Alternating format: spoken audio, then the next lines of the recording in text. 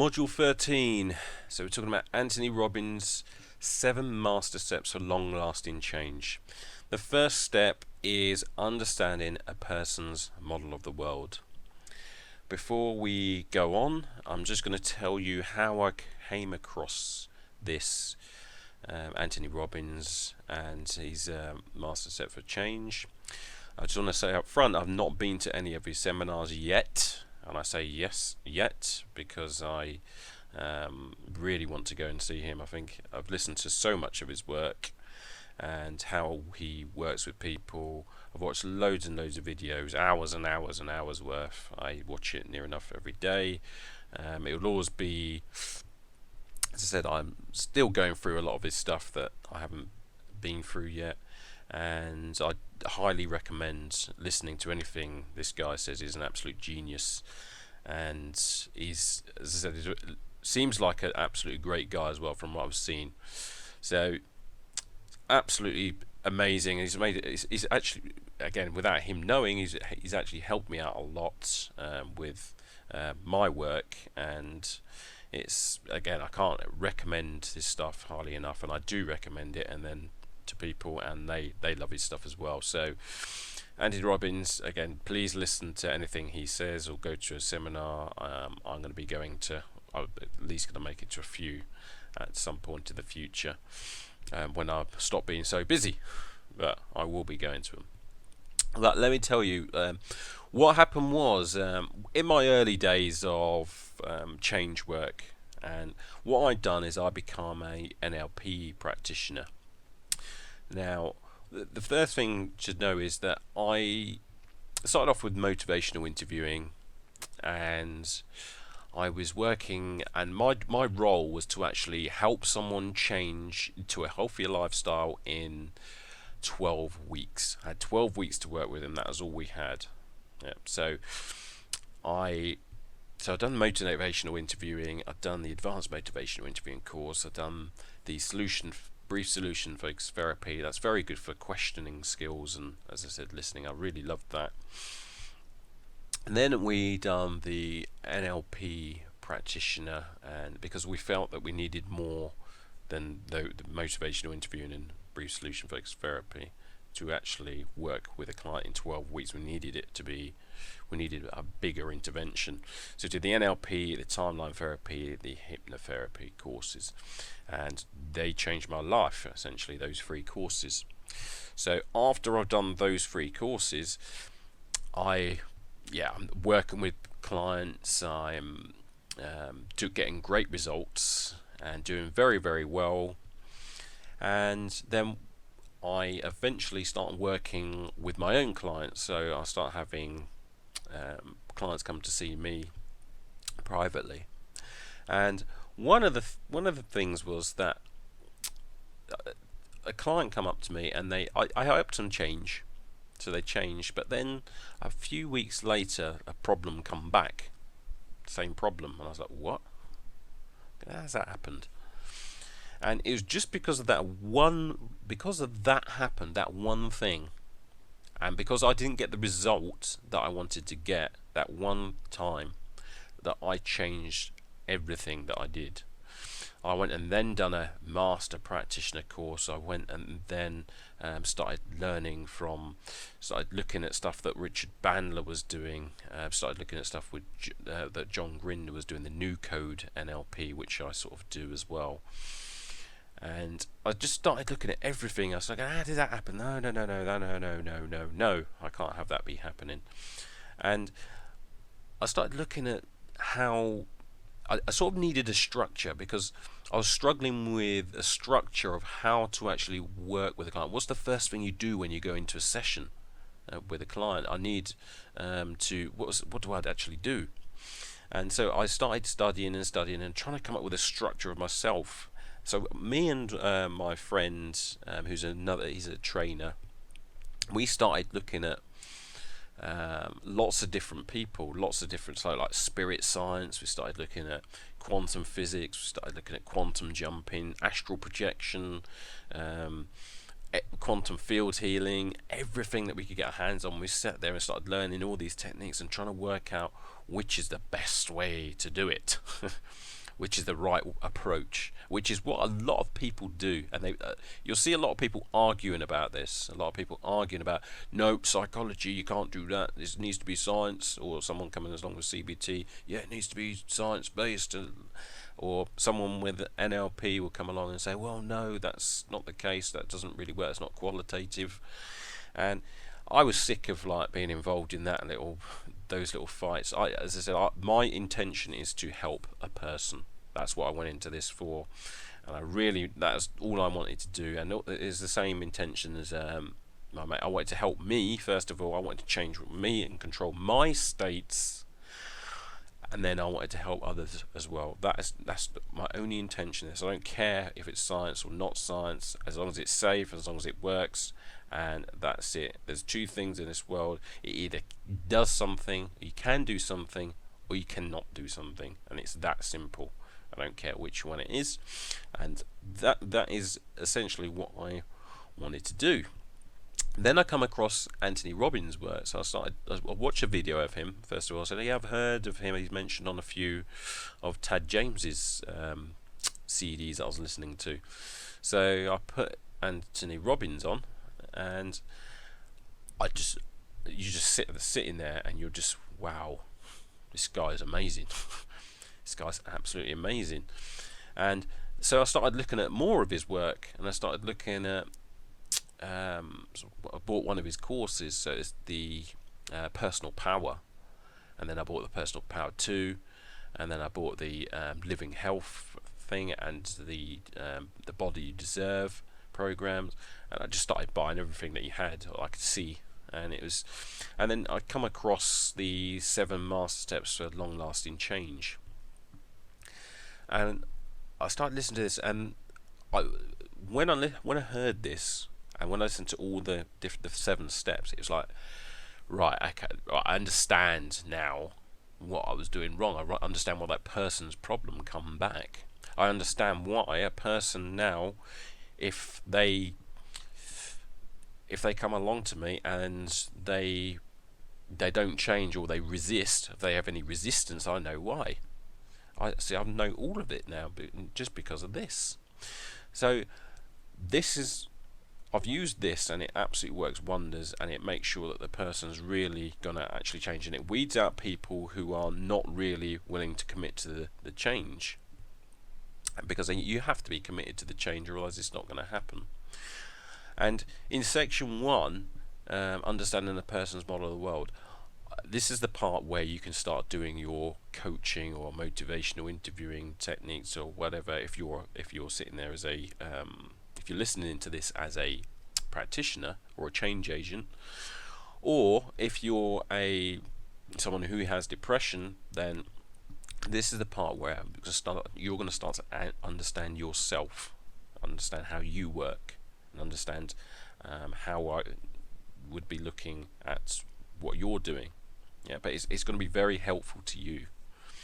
So understanding a person's model of the world. So after I've done all of this Anthony Robbins stuff, as I said, this is what I use now, and it works really well, and it, as I said, it helps people and clients really, really well, and a long-lasting change. And it not only just helps you, but it gives you an education, and my intention is to do this here, is to give you an education so you understand what is going on from 2 points of view. 1, the theoretical point of view, and then 2, the practical point of view, which is where you're going to get most of the learning, and from that point of view, because once you do it, then you know. If you don't do it, then you don't know.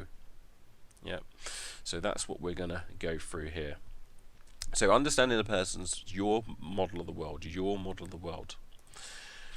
Now, you cannot influence someone if you judge them, and this is for those of the managers up there as well. As soon as you judge someone, then it's going to be very hard to influence them or motivate them or do anything with them, because it comes across unconsciously. Their unconscious mind picks it up, and then they just have a gut feeling that there's an issue. Yeah, I just, I don't know, I just don't like that person, or yeah, I just something about them bothers me. Your unconscious mind picks up on energy. Yeah, it picks it up. So you can't lie because your unconscious mind, your physiology is going to give it away, and the other person's unconscious is going to give their energy levels are going to give it away as well. But if you think about it this way, so you understand and appreciate your model of the world. So why are you doing what you're doing? Who are my role models? Why are you doing it? Why are you doing the depression? So who are your role models? What was your mindset when you was growing up? If I was you now, I would start writing these things down because these are very important. Who are your role models? I mean, let's do it with me. Why am I doing what I'm doing now? I'm doing what I'm doing now because I really, as I said, I've been doing it my whole life. I believe that it's going to help a lot of people. It helps me, and because I feel good, I want everybody else to feel good. So that's why I'm doing what I'm doing. Who are my role models? I've got my uncle. I've got, again, they were very good when it comes to physical activity. We always used to have races or talk about. There's a thing called the park run. If he listens to this program, he'll probably start laughing. The park run, where we had to beat a certain time. We had to get under 7 minutes to run around this park, and yeah, I was only about 14 or 15, but like I was pretty good runner. I was a pretty good runner when I was young, so I was actually getting under the time that he was saying. But that's the time. If you didn't get under that time, then don't talk to him about running. So it was very good. I did look up to them, and my other uncle was very good at maths and very good at into education and loved going to college and studying. So that sort of influenced me as well. They were very, as I said, they were very good at that. And then I also like, as I said, Arnold Schwarzenegger. So I liked watching him, and I liked what, as I said, training, and then obviously I liked Gary Lineker, who's another one of my role models, and he was, when it comes to watching England play in the World Cups, it was absolutely fantastic. So. And then John Barnes as well, loved his skills. So I was really big into football, really big into sports, and yeah, as I said, that was my mindset growing up. It was always to do with football, always to do with running, always to do with health. So that's why. So that's, if you understand me, if you talk about any of that stuff, or football, or health, or well-being, or food, then you're going to get my attention. Yeah, you're going to get my attention, and we're going to get on very great. Yeah. So that's how I would be influenced. Yeah. Now, we're going to talk about Anthony Robbins' 6 needs. Now, the 6 needs, we're going to come on to this, the 6 need in a second. I'm just going to say this though. So the driving force, we're talking about the driving force, and what we're looking at is the top 2 needs that are driving me most at the moment. Yep, so these are the leverage points. So this is how I'm going to influence myself. Yep. Now here are the needs. You've got need 1, which is certainty. You've got need 2, which is variety. You've got need 3, which is significance. Need 4, which is connection or love. You've got need 5, which is growth. Need 6, contribution. So need 2, so certainty, uncertainty, significance, connection or love, growth, and contribution. Yep. Now you may come up with different words, such as, I think a few people mentioned, what about security? That I would put in with certainty. You need to be certain that you're safe. Yep. So you may come up with different words for these things, but this is essentially, you'd be able to put them into these categories. Yeah, but this is very important for why you're doing what you're doing. Yeah, if you want to know the reason why, this is the reason why you'll be doing what you're doing. Yeah, because I'm going to go into examples in a second. Now, certainty, you need to be certain that we can avoid pain and have pleasure. So you need to do that. You're going to go to work some people go to work to avoid pain, and some people go to work to have pleasure. Some people go, I really hate going to work. Why would they do it then? They'll do it to avoid, because they're certain that they don't want debt collectors coming round. They don't want to not have food. The pain of not going to work is going to be far greater, and they're certain that that's going to happen. So that's certainty. Certainty is a survival mechanism. You must be if you're not certain that your house is going to be is stable, then you're not going to be in it. You need to have certainty. Again, like I said before, security. You need to be certain that you're secure, because it's a survival mechanism. If you're not certain, then it can cause discomfort. Now you'll get certainty by doing, as I mentioned before, you'll get certainty by doing something empowering, neutral, or disempowering. So you will find a way to meet your needs. You'll find a way to meet your needs, and you would violate your values to get there. If you need, you will do that.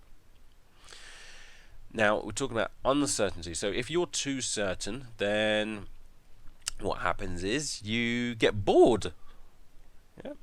You get bored, and this is quite funny, because you've got certainty and uncertainty. Wow.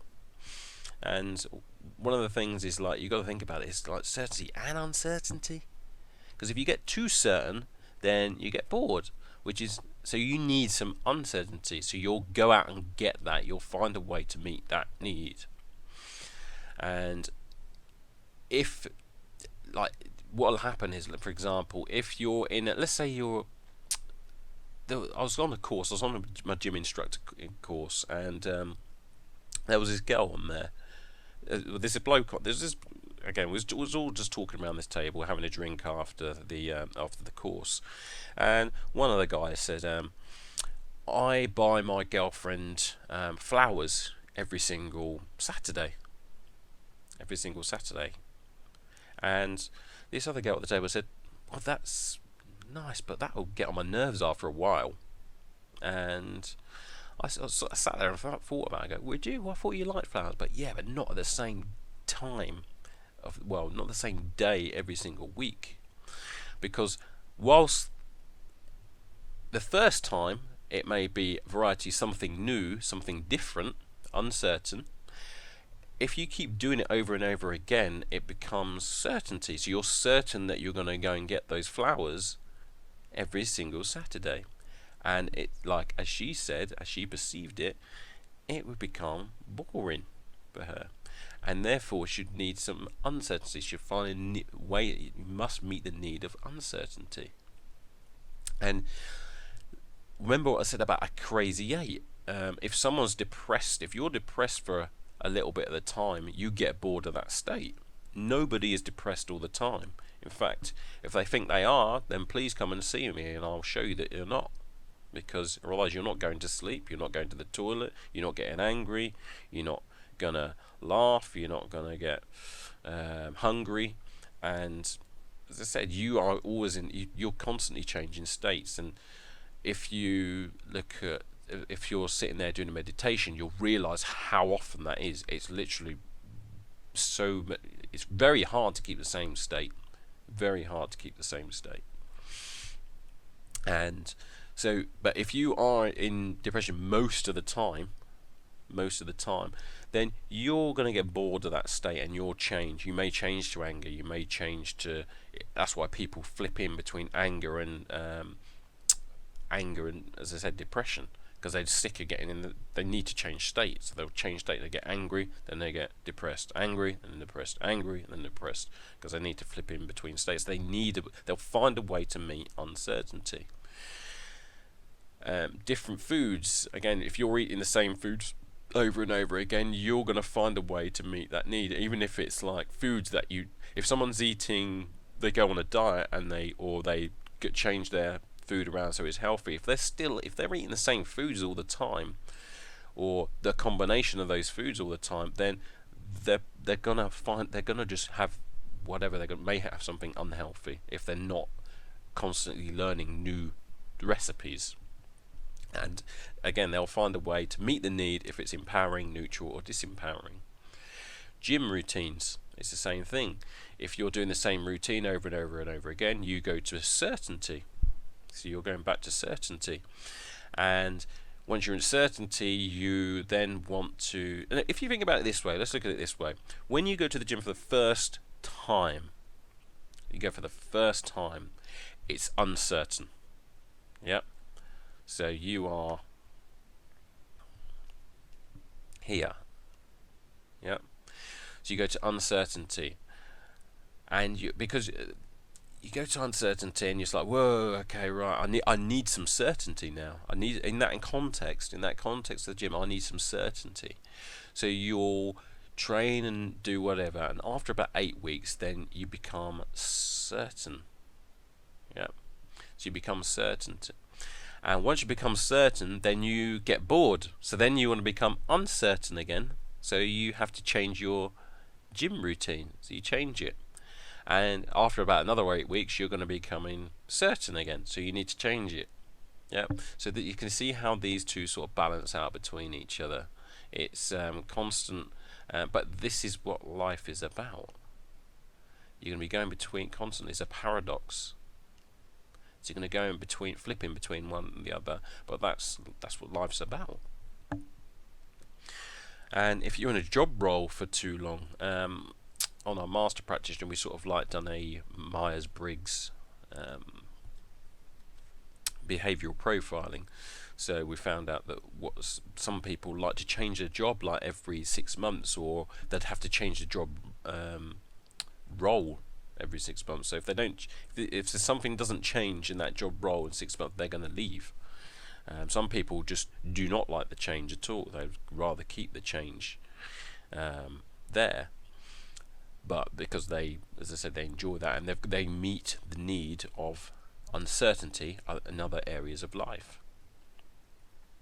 Yeah. Significance. So people will find a way to meet the need of significance. They need to feel special. They need to feel unique. They need to feel important. And you can get significance by serving well, serving other people, or dominating. You can have it by dressing cool. You can have it by being more generous. The significant thing is you're going to find a way. You're going to find a way to meet significance. I mean, it might be unique hairstyles. It might be some people mismatch. You know. Some people might pull a gun to your head. There you go. I feel like I'm the leader of a gang, and that's why. I mean, we're going to talk about this in a minute, but some people might find 3 ways to meet needs by doing something completely violent, and that's why they will do it. They'll find a way to meet these needs. Connection, love. So again, it's a survival instinct again. So connection, you're going to find a way to connect. Now, it could be connecting with someone, it could be connecting to God, it could be connecting to your children, family, friends, or loved ones, but you will find a way to feel connected to people. And this might mean you put someone above your own needs, someone else there. Most people settle for connection because they feel vulnerable, and if they love someone, they don't mind being hurt by that someone. But as long as they have the connection, as long as even though they know the person's not right for them, they need the connection. So they go, no, I need the connection. So they'll violate values, even though they know it's wrong for them. But they will still be with a person because they need to meet the need of connection. And I mean, you can connect have a connection with nature by, as I said, going for a walk in the natural environment, going to look at like the animals, or going to, as I said, walking in very spiritual places. You can, as I said, but people will find a way to meet that need. Now, as I said, the first four needs, you're gonna find a way to meet those needs. Now, what Tony Robbins is saying is that when it comes to growth and contributions to others, they want to meet the need, but some people don't, and therefore their life isn't fulfilling. So growth, you need to find them. If you're not growing, then you're dying. It's one or the other. Yeah. And that's why people's lives are not fulfilling. If they're not growing, they're dying. It's growing is excitement, progress. When you're progressing, you're doing something, you're learning something new, you're growing spiritually, then you are going to be, as I said, your life's going to be more fulfilled. And contribution to others, you only have so much pleasure by yourself, which is why you share it with others. One of the things I realized was that I used to think all the millionaires in that were all greedy and all in it for themselves, and a lot of people still think this.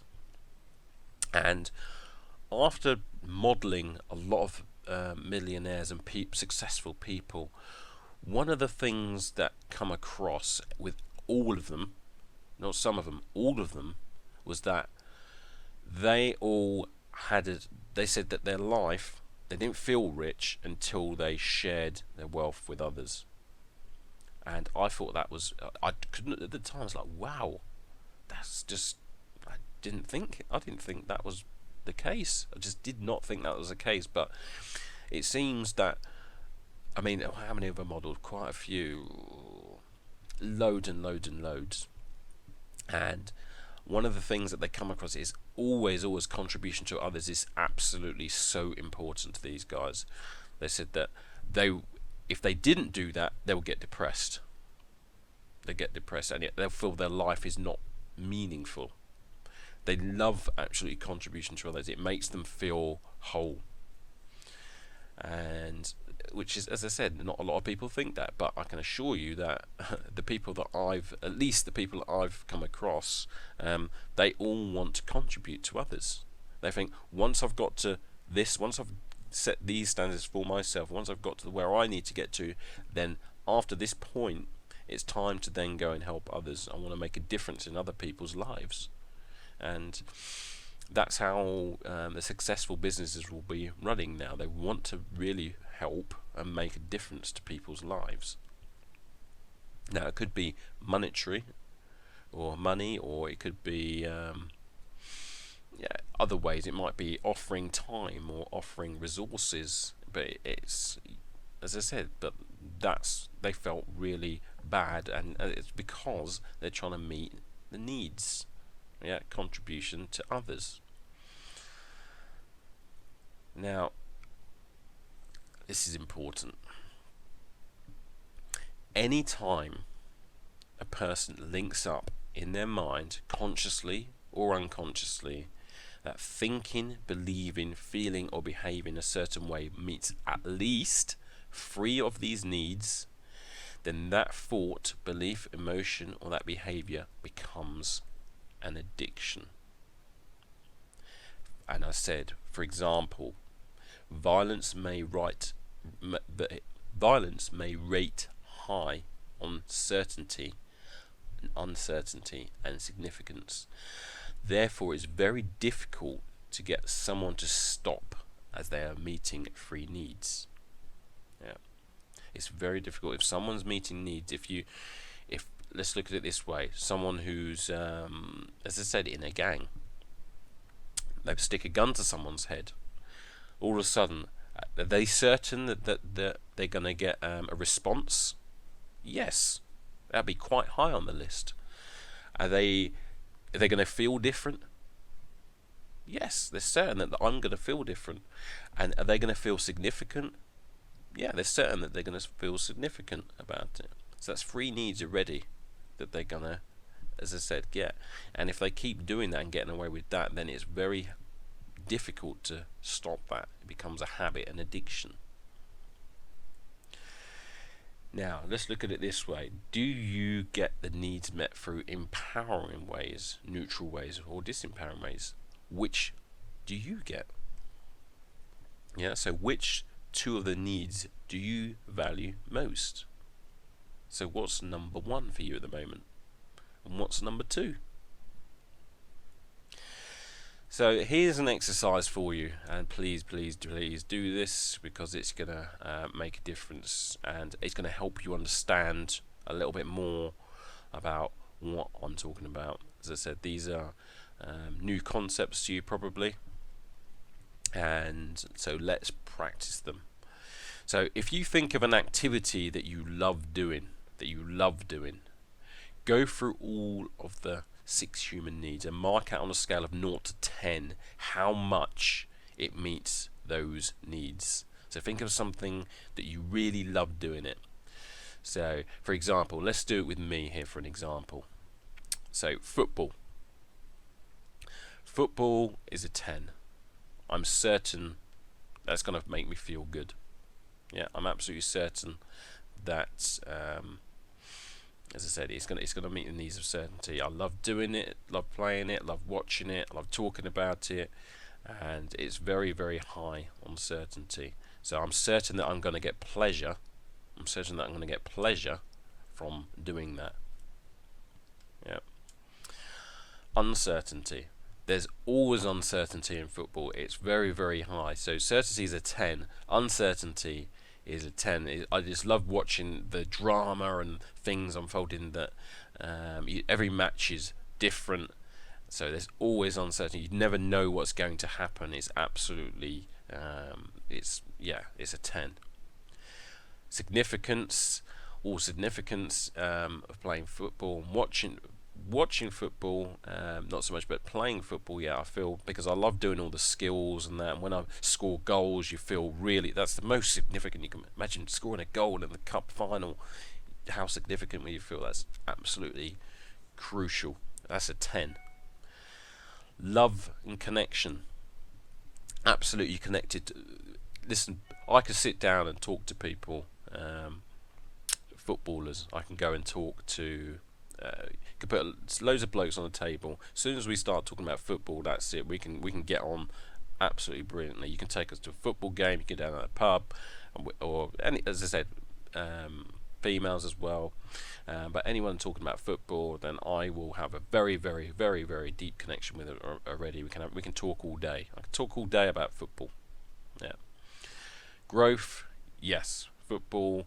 I believe it's in a.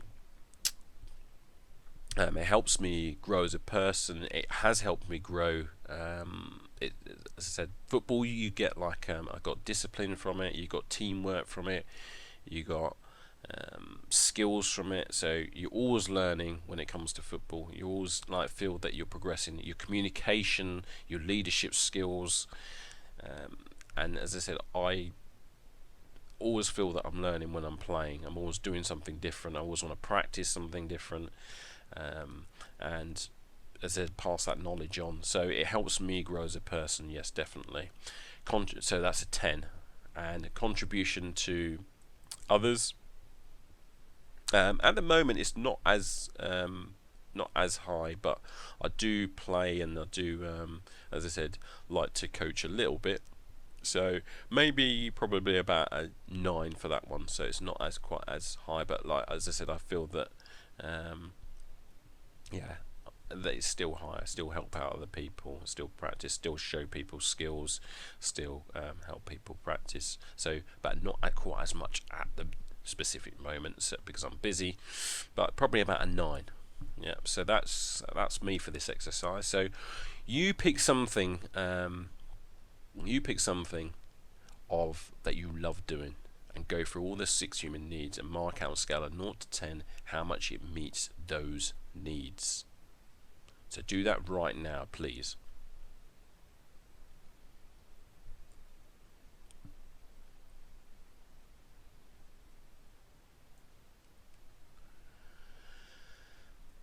Hope you've done your exercise.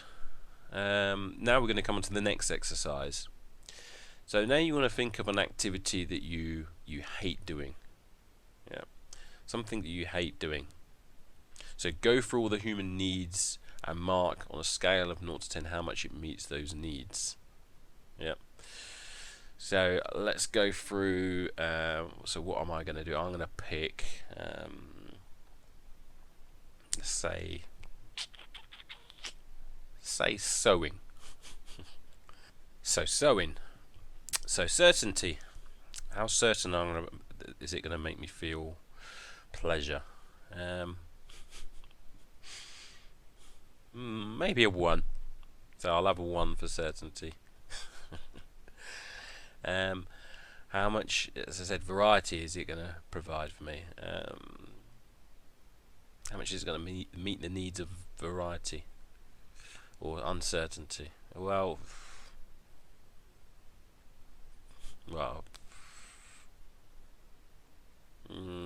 maybe about a 1 as well on that one. Significance, 0. I won't feel significant at all. It doesn't meet that need. It's not going to. Don't feel significant. I feel insignificant, to be honest with you, if I did that. Love and connection, no, there's none. That's a 0. I don't feel any for that one. It doesn't meet any of those needs at all for me. Growth, how much is it? None. There's nothing there. To be honest, I don't feel that it contribute to any way, shape or form of what I want to do in life. No. Contribution to others, I'd say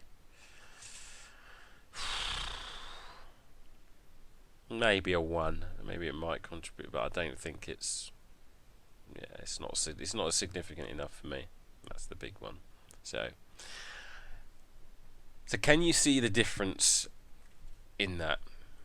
Yeah, one of them, the stuff that I love and is completely different, is high, is what meets needs at high. All of them meet the needs at high, and the one that I hate doing is very, very, very low, and that's why you'll find that you're not doing it. Yeah. The other thing I want you to listen out for as well, because I went into 2 different states there, because I had to think about one football, and then I had to think about sewing. And did you notice the tonality of when I was talking between the 2? Yeah, that was genuine. Yeah, I didn't do it on purpose. As I thought about it, I changed state, and that's how I come up with the answers. I needed to access the state, or the thinking behind it, or the pictures of sewing, so that I can actually give you my genuine answers. So that's all genuine. And that's what you got to think about. So there's things you're gonna love doing, and there's things that you're gonna hate doing. So that is that exercise. Now, belief systems. Now, we talked about beliefs already. Now, your map is your rule book. There are 7 kinds of beliefs. Now, 2 people. This is where I'm just going to go into this a little bit more deeply now. 2 people may have significance at the top. There's their top need. Remember, you need to have worked out what your top needs are. Mine, again, from looking at from the answers before, just go back there. So my top needs, I gave it away, was significance, and then uncertainty. Yeah. So significance and uncertainty. I like having variety. I get bored very quickly. Yeah, so I like having uncertainty. But let's just go forward here. Now, 2 people may have significance as their top need, but their map or their belief system or their rule book could mean that different actions will happen. So, for example, you've got Osama bin Laden. Now, he might have killing lives for significance, and whilst the American firemen who were dealing with all of that, saving lives for significance. So their rule book, their beliefs are very, very different, but their needs of significance are very, very at the top. What, as I said, would be in the top two. So that's why they would have two different behaviors, even though the needs are still the same. Yeah. Now you've got global beliefs. We can talk about you now and your beliefs. So you're going to have global beliefs. You're going to have global beliefs about women. You're going to have global beliefs about men, Brits, black people, white people, time. And let's ask you now, and as I said, write these things down. What's life about? So what's life about for you? What's the reward? What's relationships about? What does a partner do? What is there a lot of in your life? And just write the answers to these questions down, because it's going to tell you about you now. So if, for example, if you, as I said, someone who's depression at the moment, so what's life about? What's life supposed to be about? Again, because you're going to get your blueprint there, aren't you? And what's the reward? What's relationships about? What does a partner do? What is there a lot of in your life? Yeah, you got to have a think about it. Really, really think about this at the moment, because all we're going to do this part, all we're doing is just getting your, as I said, understanding your model of the world at the moment. Yeah, understanding your top two needs. Yeah. And again, it doesn't matter if it's right or wrong. This is just, as I said, just have a think about it. It's just write down what you believe at the moment, and this is just something. This is just so you understand the process. Yeah, you don't necessarily have to get all this right and wrong. It's just understanding the process, understanding a little bit more about you, and you'll see why this is important later on. Anyway, so just write all this down. The next thing is identity beliefs. I mean, we're going to talk about identity later on. We've already talked about it. But you have a need to remain consistent with who you define yourselves as, good or bad. Yeah. So you have the need to remain consistent with who we define ourselves with. And here's the issue. If you say that I am a depressed person, then you're gonna behave consistently like that. And I've already said this before. That's why I do not want to label people or you as someone with depression. You're behaving that way at the moment temporarily. Maybe. Yeah, maybe you're one of these people. If you're and it's not who you are as a person, it's just how you behave in yourself. Whoever you say you are more than that, aren't you? Yeah. Who are you that's more than that? And who are you that's more than that? Yeah. So the only way, as I said, you can change the identity beliefs is through a significant emotional event. Now we're going to talk about that later, and you can actually do something like that through timeline therapy. So you can do that with timeline therapy. Now again, write the answers to these questions down. Who are you really? So you say, I'm a person with depression. Who are you really? Yeah, maybe at the point, maybe you're in the state right now, depression, and you can't actually see, and again, everything just seems clouded. Everything just seems overwhelming to you, or maybe you're in a very, as I said, maybe you're in a bad state. But again, the first thing I would do before you're doing any of these questions, and if that was the case, I would be doing something with my physiology. As said before, physiology. Change your physiology. First of all, do a walk, do a run, do whatever you need to do, and then come back and answer these questions. But just please answer the questions, because what's going to happen is, either as hard as it seems, then your unconscious mind is going to respond. And people, what they don't understand is that they feel that they have to do something and then feel good. And I'm saying you feel good and then do something. Yeah. So answer these questions. Your unconscious mind will respond. It does whatever you tell it to. So please, just, who are you really? Who can you be? How can you expand your identity right now? Yeah. And some more guiding forces. So we're looking at values. Again, remember what I said before though. Values are what is most important to you, but you will violate your values to meet your needs. Yeah, your needs have to be met. Now, so what is most important to you? Please write this down. Please write these down. You may have a hierarchy. Label them 1, 2, 3, 4, 5, 6, 7, 8. Label the top 8, the top things. What's more important to you? Write down values in your life, 8 things, and then what is the most important to you? So what is the number 1 value? Yeah. This is important. This is so that you can work out what's important to you, so that you can influence yourself. Yeah. Why is it important to you? So why is that top value? Why is the top one out of those 8 that you've written? Why is the top one important to you? Why is that the most? Why is it important to you?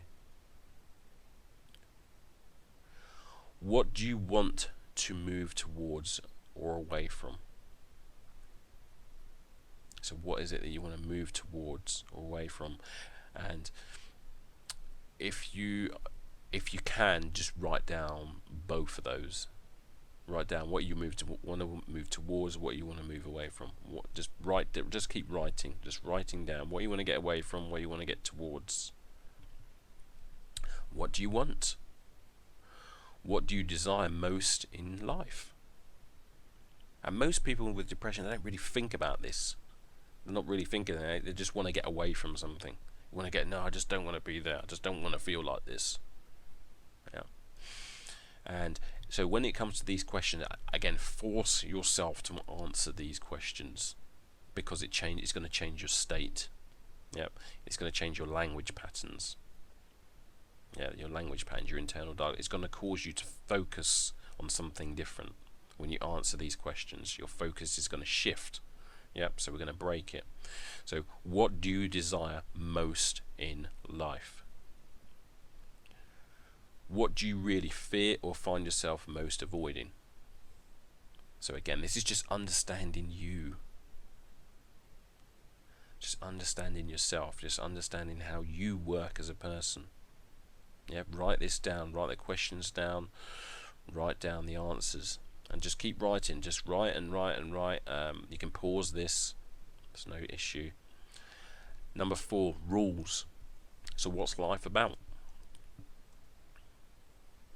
Yeah, you may have already answered these earlier on, but again, these are your rules. What's life about? What's relationships about? How's life meant to be? What must a person do or never do in a relationship? How will you know you're successful?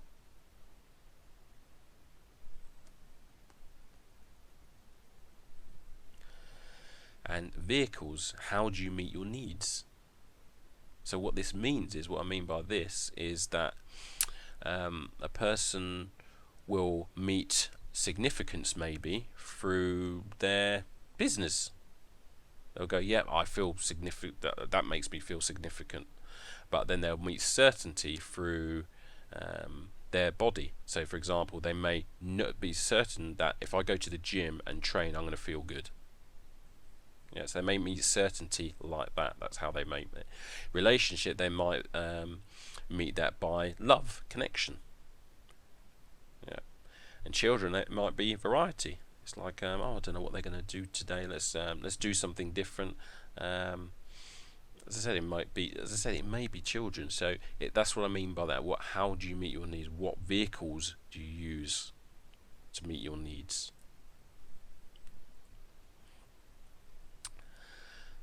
So situational specific beliefs. So in other words, when would you break your own rules?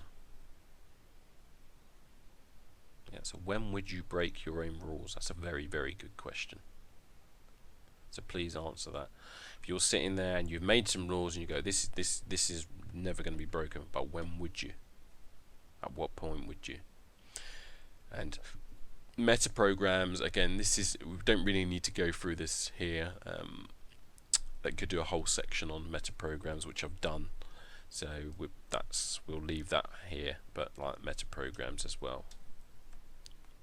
And for those who are interested in studying that. And as again, these are the questions. Again, keep on. You need to be answering these questions. We want to change your state. We want to change your focus. So answer these questions. So where do you live? What this means is, what is your emotion? What emotions do you spend most of the time in? And again, if you're doing this, it may be depression. So just write it down and write down specifically. Or you may want to choose a different word now. Rather than depression, it may be something, choose a different word. It may be a feeling, as I said, emotion is stress. It may be boredom. It may be peeved off. So it may be a different word. So what is your fuel of choice? So what fuel do you use as an energy? So when you want to get energetic, what do you use? You may use anger. You may use adrenaline. You may use happiness. Whatever it is, just write it down. Again, it doesn't really matter what the answer are. Just write down just what you think. You cannot be right or wrong. Don't worry. It's only for you. Just write it down. What are the emotions that you experience at least once a week? So write all of them down. Yeah, so this is for you. Again, you just finding out how you work at the minute. So just write these down. What life would you live if you knew you had only 9 days to live? Where would you go? Where on earth would you go? What would you do?